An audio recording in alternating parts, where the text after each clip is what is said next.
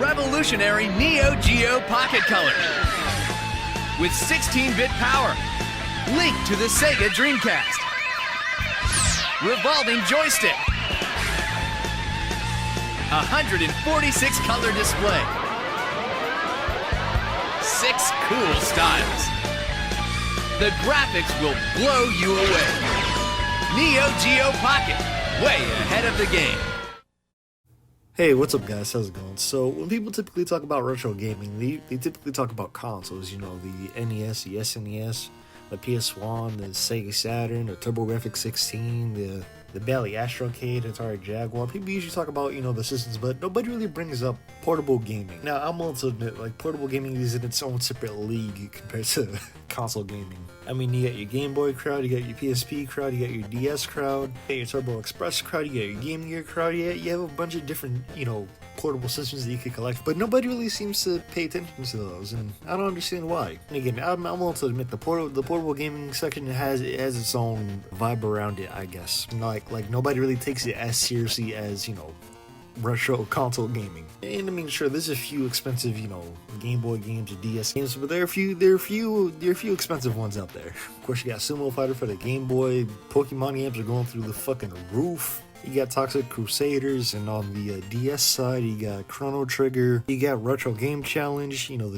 every portable console has its expensive games, is what I'm trying to say. You know, with that, I feel like people should give old portable systems more of a shot, because I think people consider these more of a side thing compared to, you know, the main consoles. And I'll admit, to some degree, they are. So you don't get to deal with like a lot of the, I guess, the quirky side or the weirdness of it all. Because I mean, these portable systems could do sort of a lot more. I mean, look at the Game Boy Advance video thing. You could watch cartoons on the Game Boy. And granted, the cartoons and the TV shows on the Game Boy were extremely low quality, but back in the day, it was kind of cool. And I feel like those are a little bit, you know, collectible for people who grew up with them, like me at least. Or let's take a look at the PSP. You know, it has a bunch of movies. And looking back on it today, yes, you know, having movies on the PSP was a bit useless. But if you go back to the, you know, mid to late 2000s, it was kind of useful. And me personally, I kind of want to collect those movies. There's a few good ones on there, like Kill Bill, Pulp Fiction, Click. There's a lot of great movies on the PSP, by the way. If you want to later on, go look into that. Plus, when it comes to retro portable gaming, there's something for everybody. You got your 16-bit crowd with the Game Boy Advance and the Game Boy Advance SP. You got your 8-bit crowd with the OG Game Boy and the Game Boy Color. You got your 3D crowd with the DS and the PSP. And, you know, like I said, you got a mix of everything else. You got Game Gear, Turbo Express. Of course, you get your Microvision games from back in the 70s. And you got those Sega handheld games.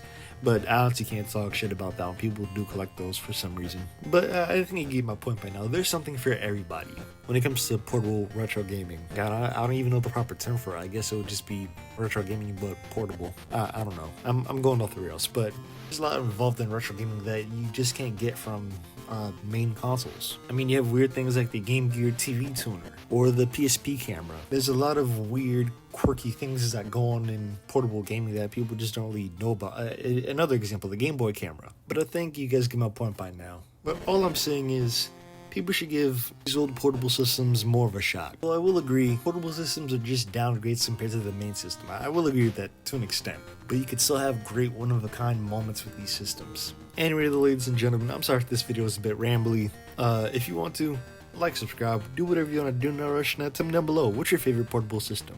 Tell me down in the comments, and I'll see you guys later. Peace.